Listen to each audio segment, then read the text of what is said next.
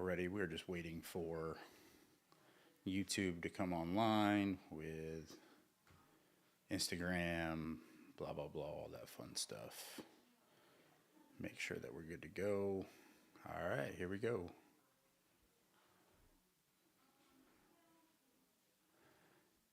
Already, guys. Put that on there. Check, check, check. 1, 2, 1, 2. I don't think I can. How's it look? It looks good. It's cut off. We're good. That's perfect. I fuck with that. How's it going, guys? My name's Paul Smith. I'm doing, I guess this would be my 4th AMA. Ask me anything about real estate. You can ask me anything about anything at this point. I think we're friends enough, having enough people tune in and talk about stuff. Let me go ahead and we are also streaming live on Twitter, Twitch, Instagram, YouTube, all the fun things, as we got a bunch of different audiences out there now with different things going on. So we're gonna let some people jump in real quick and then go from there. Guys, if you're on Twitter, please go ahead and like and share the room. Man, if you guys are on Instagram, please go ahead and share as well. Same thing with YouTube, guys. Let's give some time for a little more people to come in. But today we're going to talk about real estate. Specifically, we're going to talk about Austin real estate. Let me pull up some of the things that the team sent over today. Some of the things we're going to talk about. Man, one, we're going to talk about Austin's new convention center. I don't know if you guys know this or not, but the city of Austin has a lot of dope things that come through. Obviously, we have South by Southwest, which is coming up next week. We have F1. We have Austin City Limits, ACL. One of the things that we don't have is we don't have a proportionately sized convention center for the amount of conventions that we get in. So, City of Austin went through and annexed a bunch of businesses, and is actually spreading, creating a larger convention center. And so that's going to do a lot for the city of Austin. It's a $1.6 billion project, which is dope. Now, unfortunately, what that means, though, is South by Southwest after this year is going to be interesting, right? We're going to see what's going to happen without having the convention center there. I predict the next, let's call it next year to years 2, 3, 4, 5, maybe of this build. South by is going to be a little bit different. So we'll see what happens there, because one of the things, if you guys know, with South by is that they take over the convention center, and that's where a lot of the panels happen and everything else. And then the after hours stuff tends to go into bars and other establishments after that, right? You'll see a lot of properties that get leased out and whatnot during that time frame. So we'll be talking about that. Man, I've read a headline recently that Austin is going to deliver the most affordable housing out of any other city in 2025. Thankfully, Lord knows we need it.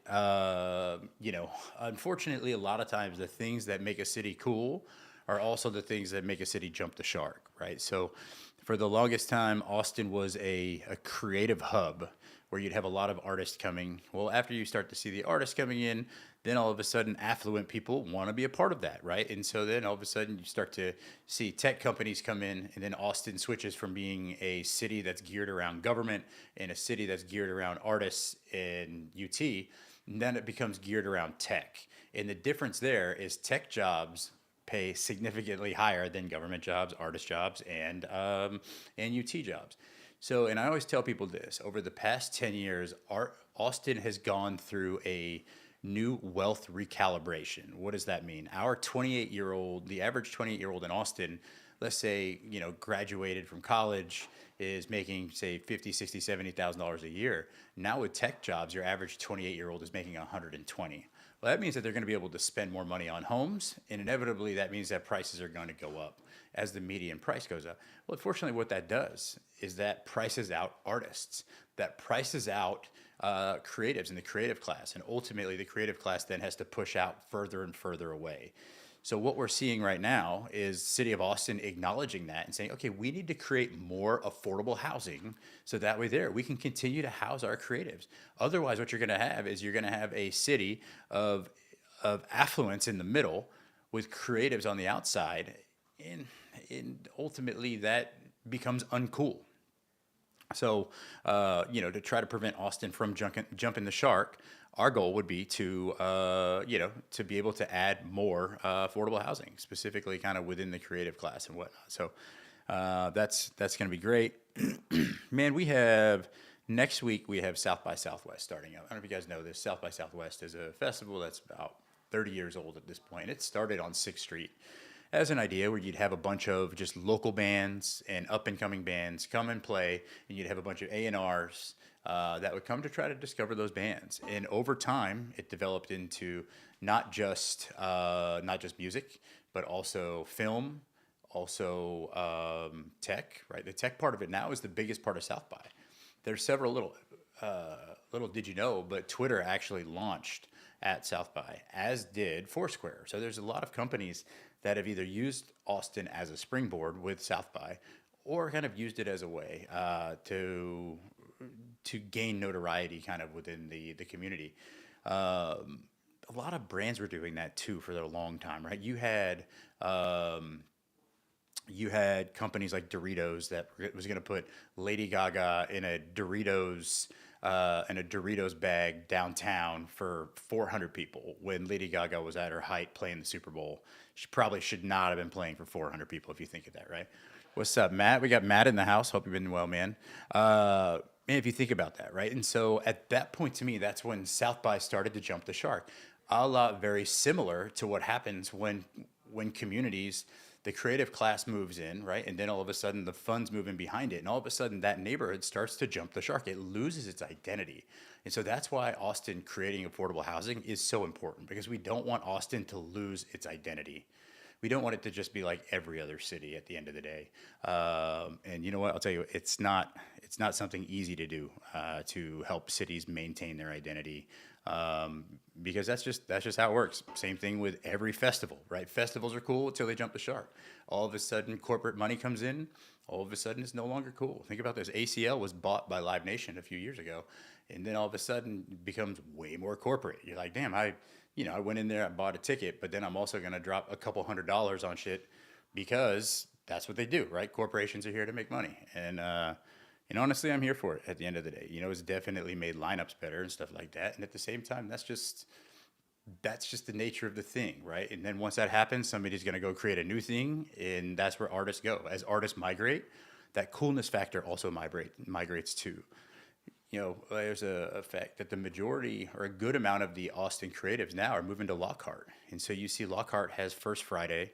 A friend of mine just bought a building in downtown Lockhart on the square, and he's putting the first rooftop bar in Lockhart.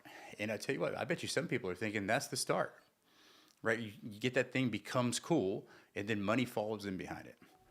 So South by Southwest is extremely corporate now, which makes it bigger and better. Oh, until it doesn't. Uh, South by sucks.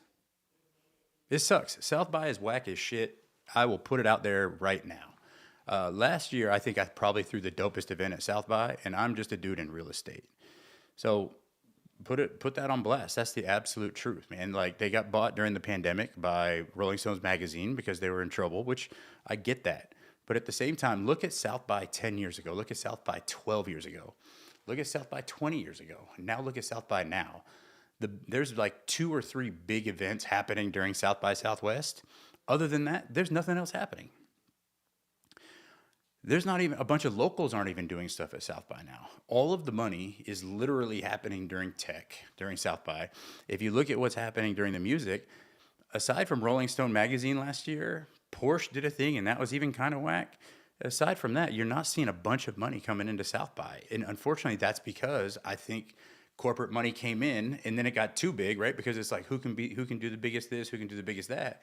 Then all of a sudden it goes to the point where it jumps the shark and it loses the cool factor.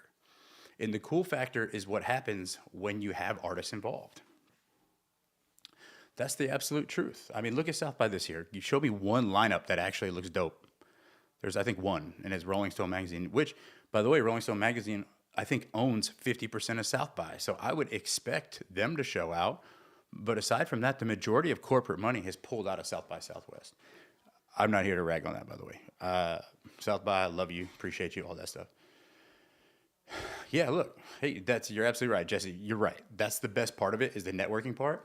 One thing that I found within the music space is now all the networking happens not at the South by events though. The networking happens at other events. The networking happens at the events that the local artists throw that bring people together. The one dope thing I will say, the dope thing about South by, in my opinion, we got Kanal Das in the house. Oh shit! What's up, man? Hope you've been well. Hope you're coming in town next week. Been talking shit about South by. I didn't want you to come in for it, but to me, one of the dope things about South by as an Austinite is that it's very rare that you have so many people coming into one city for a concentrated amount of time. That to me is where you're going to be able to get that networking, the meaningful conversations. They happen around South by. They don't happen at South by. And so that part, that's the same thing true with Coachella, by the way, right? That's the same thing with Grammy weekend. It's all the same. Super Bowl weekend. All these things are kind of all the same, and that's corporate money trying to come in to grab your attention, ultimately. And what's tough is a lot of times, at least with corporate money, for example. Hey, Bridget, how are you? Thanks for tuning in. We got Philip in here as well. One of the things that I admire about a lot of the other, Coachella isn't trying to be about the artist, right? Coachella is about the music. Coachella is also paying people, but also Coachella is about fashion and everything else. That's really like the start of the festival season. It's one of the largest out there, and that's really the model for festivals. You look at Grammy weekend, right? That's about the Grammys, and they're doing other parties and shows. The level of networking that happens at Grammy weekend is absolutely phenomenal. It's great. I've been out there, and the same people that are at South by a lot of times doing events are also doing stuff at Grammys. Same thing at Sundance. Same thing at Super Bowl. The only difference on all those is none of those are pretending to be for the artist, because South by is not for the artist. It used to think it was, but eventually what happened is brands started to use that social clout with the artists, basically, to be a part of that. And that got to the point where you start to see large companies bringing in, and you see Doritos doing a vending machine with a Lady Gaga, and that's just, to me, is maybe too big of an act at that point to be in a parking lot. Having said that, I think if South by were to kind of hit like a Control Alt Delete, I think there's something there, right? I think if they go back to being about the artist, I think that's something that could really happen, because what makes Austin a unique town and or city is that our downtown, well, it used to not be as spread out as it is now. Back in the day, South by used to be on 6th Street. It used to be on West 6th. Now you're seeing South by on the east side. You're seeing South by south of Austin. You're seeing it on not so much on the west side anymore. It used to be, right? And so as Austin has kind of sprawled out, and as the creative class has continued to move further and further out of town, you're seeing South by pop-up spots be in different spots, basically. So that's my my rant on South by. Obviously, it's coming in next week. For those that are coming in, feel free to hit me up. We can talk about getting you guys gigs or whatnot. Here's a quick announcement, though. I am not doing anything for South by this year. This is the first year in 10 years that 12 Rivers or Paul Smith will not be doing the takeover. After last year and realizing that it, like, literally, there were no other dope events last year. I mean, shout out to Questlove, obviously shout out to Soul in the Horn. Those were dope events. However, I'm the one that flew Soul in the Horn in, and Questlove's a great friend of mine, and he's a great artist and whatnot. But at the end of the day, if those are the dopest things that are going out there, which are dope, and my stuff is exponentially doper, then at some point I've got to realize, am I in the right pool? We'll see about that. What else are we going to talk about today? Guys, my name's Paul Smith. We're doing a real estate AMA. So that stands for Ask Me Anything. If you guys want to talk about, if you want to continue to go off on South by, apparently I got a lot to say about that. What else we got here? Some investment questions. How are your current investments going? Well, my current real estate investments are going great. My crypto investments are not doing great right now. I don't know if you guys know, but Bitcoin went up to about 110, it's sitting at about 82 right now. Yeah, Slick Rick was fun to see. Heck yeah, dude. Slick Rick looked like he's getting up. Look, all these guys are getting up a little bit older. Oh man, that's a shout out for that, dude. If you guys know, but Matthew is currently in the chat. This dude is an amazing artist. Go ahead and give him a follow. I've got a couple of his art pieces. He can catch him in West Chelsea. Just did a gallery in New York City for a minute. This dude is extremely talented. Matt, thanks for being here, by the way. And absolutely, bro. Let's figure something out there. What investments of mine are going well? Man, I think my residential investments are doing okay. My commercial investments that I refied at the right time are doing very well, right? Because I refied those at a 3.5% interest rate. The problem with commercial real estate is that typically rates reset, anywhere from floating, which God forbid, I hope you don't have that. I had that on one, sold it. They reset anywhere from 3 to 10 years. And so if you refied in the past, let's say for me personally, I refied 3 properties in the past 3 years, and I put them on 5-year fixed, and I'm at 3.5% rate. Well, if the Fed doesn't adjust the rate in which that companies borrow money from the bank. So I'm not talking about the 10-year treasury, which is what your mortgage rate is based off of, but this is more off of what banks borrow money from, right? So that's called, it's called that Wall Street Prime. If you guys don't know what Wall Street Prime is, go ahead and Google it. And it's just it's the rate in which that companies are exchanging money. That is based off of the Fed fund rate, right? And so over starting in 2022, when inflation was at, say, 9%, the one thing that the Fed did is they started doing what's called quantitative tightening, which is the opposite of quantitative easing, which they had been doing since 2008, previously before that. Quantitative tightening means that they raise rates to the point where they're trying to suck liquidity out of the market. They're actually trying to imagine you have at this case, during the pandemic, they were just throwing money, which we will call gas. Shout out to George Pettis, Grammy nominated, amazing music producer. If you guys get a chance to check out all the dope things George is doing in here, shout out to George. But when you think about this, ever since I was in real estate, and I got into real estate in 2005, for the most part, the government was always trying to spur the economy. It was always trying to pick the economy up, trying to get you guys to buy a house, trying to lower interest rates. Because, dude, it's a fine line, right? You got like a Goldilocks zone of running a company, basically. Or by a company, I mean the country. Well, 2022, inflation got so high to the point where the government was like, you know what? Let's throw water on that fire. Let's stamp that fire out. And ultimately, what that did is that pulled money out of the economy because they're trying to now get inflation to come down. They're trying to make it so people spend less, so that way the cost of a burger drops, the cost of real estate drops.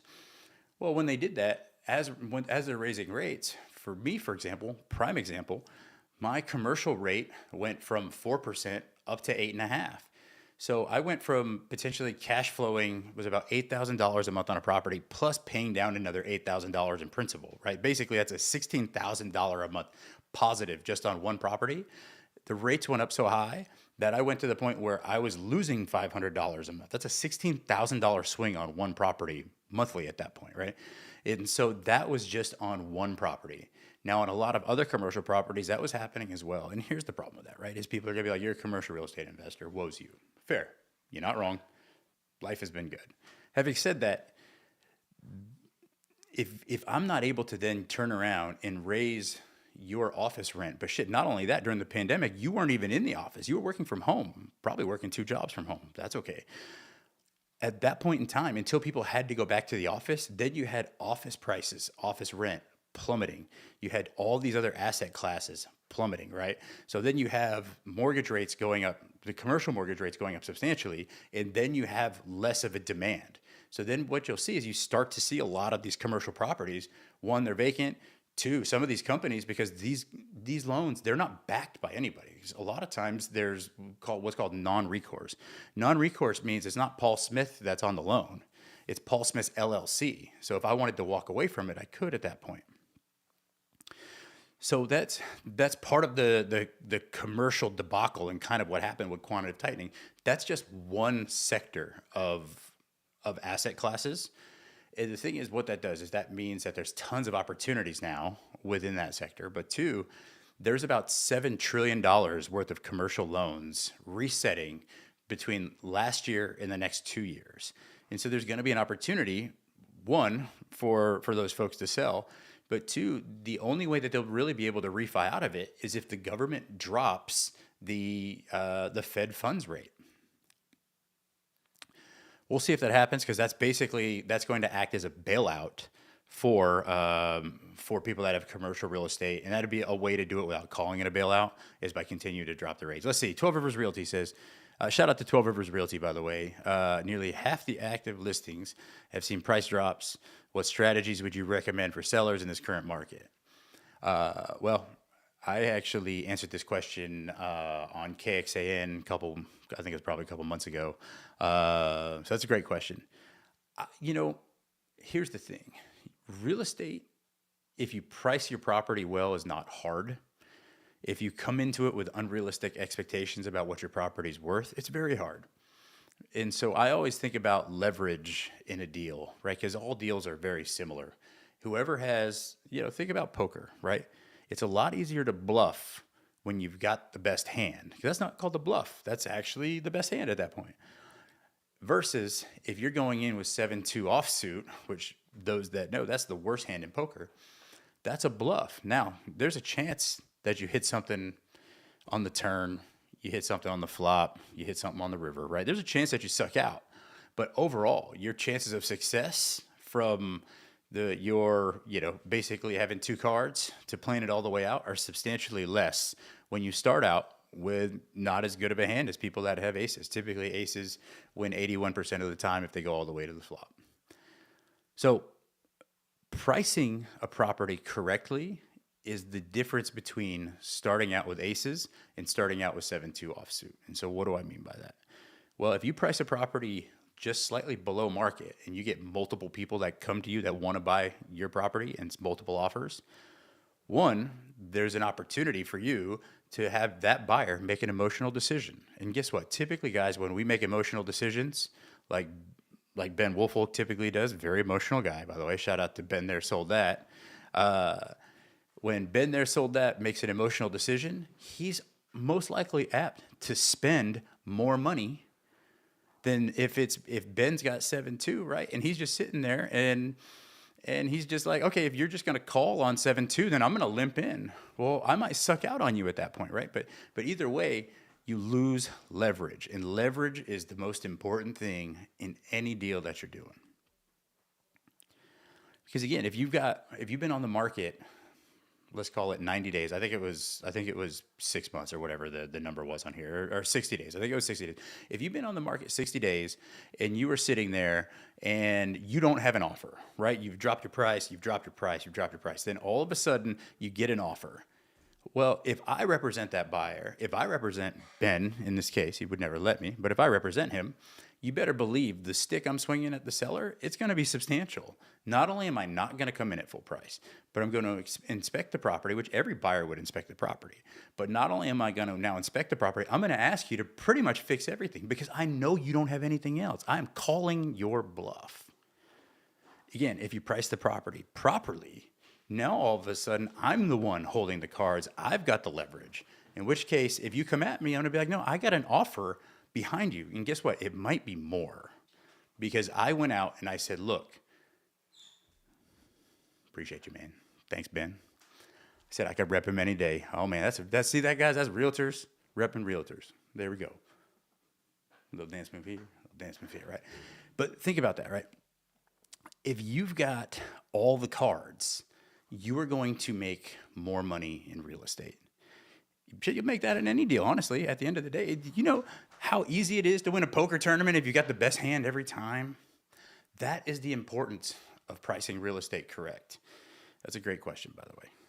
Let's see what else we got going on here. Guys, again, my name is Paul Smith. This is an AMA. Ask me anything. We are also live on Twitch. We're also live on Twitter. I'm trying to see what's happening in the old Twitterverse right now because I know we got some stuff going on there too.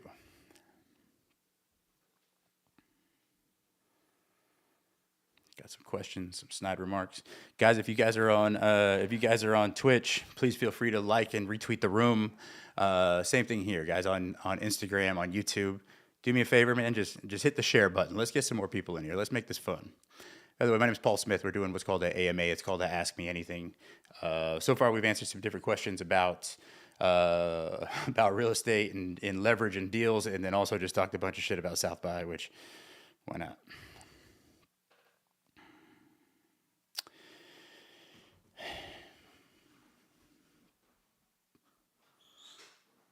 Man, when I think about real estate, any updates of the new zoning regulations in the city of Austin? Man, that's a great question. Well, there's a few things that city of Austin has done, right? Because unfortunately, when you start talking about government and real estate, sometimes those things they don't overlap, right? As you start to get more and more governing bodies that want to have a decision in what you do with your real estate, the more expensive it becomes to develop that real estate, the longer time it takes to develop that real estate. That's currently happening within the city of Austin right now, right? It takes 18 months and $1 million for us to rezone a block that we own on Cesar Chavez. That's crazy. 18 months and $1 million. So not only do I have the cost of holding it, but then on top of that, I've got to pay the city $1 million to just have the right to develop it a certain way. And so there's a couple of dope things that have happened. And we started this off talking about Austin delivering affordable housing. So the city of Austin started a thing called DB90, right? And so DB90 DB90 enables a baseline a baseline height restriction to go up. So, for example, our property we had a height restriction of 60 feet. Now we can go up 90 feet. And the other thing with that is that it got rid of what's called compatibility setbacks, right? So, city of Austin, if you've got a lot that's literally it's bordered by residential real estate here and here, right? Like you'd have to essentially go almost like this and then up for that property because of what's called compatibility setbacks. In other words, if you're a commercial real estate property butting up to a residential property, you can't just go up. It's like you have to go up, over, up again, up to that 60 feet. Well, if you do with DB90, if you get that zoning, then what you're saying basically is the city's like, look, you have to take 30% of your real estate and turn that into what's called smart housing or affordable housing. And so that's one thing that's attributing to the city of Austin adding so much more affordable housing is because what they've done now is basically made it where you can go denser and now you can go up higher, right? So on my property, we were looking at doing a boutique hotel at first, and we're going to be able to do about 45,000 square feet roughly. Now with DB90, we can go up to 150,000 square feet. So what that does is that means that our land just became worth substantially more because now we can do 150,000 square feet of multifamily versus about 45,000 square feet of residential. Hey, we got Jake Urbanski, soon to be an Austinite, in the chat. We got John in the house too, man. John, hope you've been well. Looking forward to seeing you next week at South by. Let's see, we got another question here. How does the city council expect the housing market to come down? Building takes time. You're not wrong. Basically, they have tried to expedite the permit process as quickly as they can. Problem is, if you've ever gone to the city of Austin to try to get building permits, the amount of walking you have to do, it's ridiculous, right? You have to walk from one floor, literally, you go talk to somebody at one floor and they're like, oh, go talk to John on the fourth floor. You go down to the fourth floor, they're like, no, go talk to Sam on the third floor. And it's like the amount of steps that you have to do back and forth is so ridiculously just makes no sense. And then on top of that, it's like the right hand never knows what the left is doing. It's so, an economist I heard speaking one time said that the city of Austin, just because the red tape with the city of Austin to develop, Austin houses go up 8% a year just because of that. Not in addition to anything else. Our homes are 8% more expensive than Dallas and Houston annually because we just can't add new inventory. So if you think about this, right? If we have, let's say we sell 25,000 homes a year, and we add 25,000 new homes. That means that we are at the equivalent of 1 year's worth of supply, right? If we're selling 25,000 homes, we're adding 25,000. That means that we're meeting the demand. Unfortunately, in the city of Austin, because of the red tape, we're not able to meet the demand. Therefore, you're going to have prices that typically go up over time. That's the same thing that's happening within the apartment market. So that's why actually this year is the first year since 2008 that you're seeing rental rates actually come down. And the reason for that is because we added 80,000 apartments in 2024 in Austin. And good thing about it is that city of Austin absorbed 60,000 apartments. So that means that there was a 20,000 apartment net that was over, which caused rates to come down, right? They had to lower the rates to get people to move. That's how it works. Well, this next year coming up, we're not going to add nearly as many apartments as we did last year. But the expectation is that there's still going to be a large immigration of people coming to Austin. So my prediction is that about the second half of this year, you're going to see apartment rates spike drastically. I think at the same time, when you start to see that happen, you'll also probably see home prices spike because all of a sudden people are going to be like, it's so expensive to lease, I might as well buy. And that's a lot of times what happens. We'll see what happens with inflation and everything else. I know job numbers just came out. It looks like job numbers were actually, unemployment numbers actually spiked up quite a bit. This is going to be a very unpopular opinion, and I hope I don't necessarily get canceled about this, but I think that unemployment needs to go up.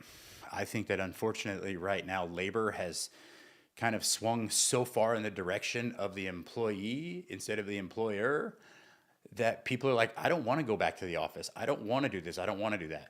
Look, y'all, I totally understand that. And also, as an employer, I get way more work done when my people are in the office. It is what it is. I can go over, we can have an idea together, boom, boom, we're good to go. That's the same thing with most employers. Now, it's interesting to see right now with the government, right? So Elon and the whole Doge situation is like, you guys need to come back in the office. I think there's a right way to do it. There's a wrong way to do it. I don't know if they're doing it the right way or not.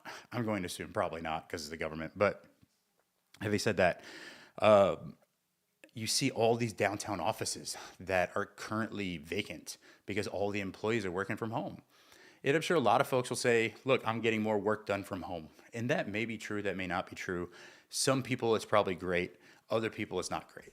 But if you have a bunch of lone wolf out there working on their own, that's good. But a lot of times you're going to need the engineers from a company to talk to the marketing arm of a company. And it's easier if you just walk over to their office and have that conversation.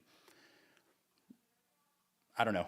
You guys let me know what you think there. I know, my wife works from home, so it's like she says that she's very, she's very efficient. I'm definitely sure she is. I'm not going to say anything there, but okay, makes sense. So that's why Kyle rent is high because not enough apartments for the growth. Yeah, specifically in Kyle, and honestly, I think if you probably look at rent as a year-over-year basis, it's probably not going up in a lot of areas. If anything, it's probably staying flat, or it's dropping at the end of the day. Guys, again, my name is Paul Smith. We're doing an AMA, which stands for Ask Me Anything. So, guys, please go ahead and like and retweet the room as well. And, shout out to everybody that got in here, man. Appreciate you guys for sure. Anybody have any questions about real estate? Anybody have any questions about, man, Jake, is that what kind of a PFP you got going there, man? That's dope. You guys got any questions about thoughts coming up on the Austin market? Let's see here. Let me go to my DMs because people have been DMing me questions.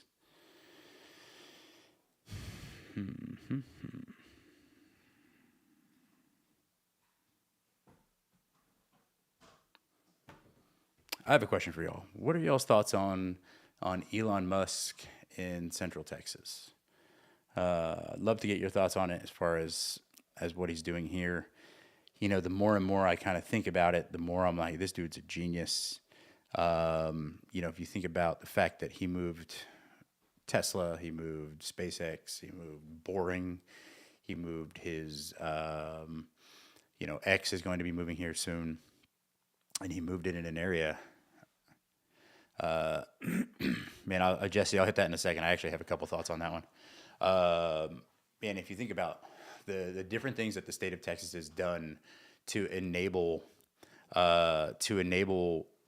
corporations to invest specifically in schools in the areas that they're moving their headquarters is genius, right? Because me as a parent, our son is in Eanes ISD, and the dope thing about Eanes is that parents literally fund like 40 teachers. Like, we donate enough money where if there's a deficiency, we actually fund the teachers for that area. Now, I understand not every school district and every area can do that. And I believe it's like 40 to 50% of the funds that go into Eanes actually get shipped out to other school districts. That's because Texas has what's called a Robin Hood district, a Robin Hood program, basically, where they do stuff like that. Well, essentially what the state did is they said, all right, company like Tesla, if you're gonna move your headquarters to a school district right? Typically, school districts that don't have good schools tend to have lower costs of real estate. Their real estate tends to be cheaper. In that case, if that's what you're doing, then you can make a direct line donation to that school.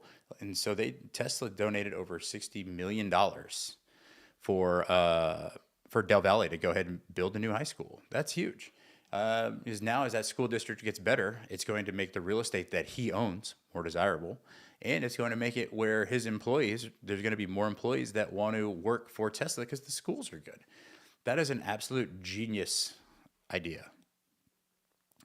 It says, Musk said Austin and surrounding areas will be a boomtown for the next 50 years. You're absolutely right. There's a number of reasons for that. Tesla's obviously one of them. The other part of it is the CHIPS Act, right? So the U.S. is putting a large emphasis on chip making happening in the U.S., specifically with China and Taiwan, and at some point down the road, we're going to assume that China is going to take Taiwan. It's like you just know it's going to happen. They said it. One thing they're really good at doing is what they say they're going to do. So there's that. And so, we had the largest chip maker in Taiwan look at moving to Austin. Unfortunately, they ended up picking Phoenix. I know Phoenix gave them some better incentives than Austin did, and that's okay. We're not going to get them all. I think Austin is now getting to the point where it wants to start offering incentives again. But specifically, as I was talking about Tesla, Musk, and all the stuff that he's doing, what's genius is that he's getting about $36 billion in government funding annually right now for all of his different companies. Think about it. Like SpaceX is sending up rockets at an alarmingly fast rate, which is dope. Good for him, right? They basically privatized NASA. So, if he's getting that amount of money from the government, I don't know if you guys know this, but the Army Future Command is the largest thing to happen in Austin in the past 10 years. Bigger than Tesla, bigger than Samsung announcing a $200 billion investment in Central Texas over the next 10 years. So the Army Future Command is literally where technology meets the military, specifically in regards to the Army, which has the largest budget of all of the militaries in the U.S., right? So you have tech companies that are literally moving to Austin just to have access to be able to submit RFPs for these different government grants that are being put out right now. Yeah, that's huge. And so, you start talking about military budgets, you're not talking about billions, you're talking about trillions. That, to me, makes absolute sense on why Elon would move here. Knowing that's here now, that's why you're seeing a bunch of other companies come. And so, if you guys know this, but for every one job that Tesla brings, it brings 6 ancillary jobs with it, right? So for every job, every manager at Tesla, you get 6 ancillary jobs. So that's a job at, the cleaners, a job at the hairstylist, a job at the nail salon. It's like all the other jobs in all the other companies that are positively affected by a company like a Tesla, or by a company like a Samsung in Taylor area, or an AMD in Southwest Austin, Apple in North Austin, right? Think about the domain and how we've got the second most dense area jobs in the domain area. All those jobs that are coming here, they're also creating 6x ancillary jobs. And that's a lot of times the stuff we don't think about.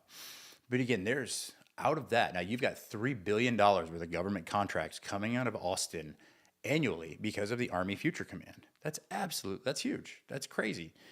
And so companies want to be close to those contracts, right? And close to the people that are making the decisions for those contracts. So again, look up Army Future Command.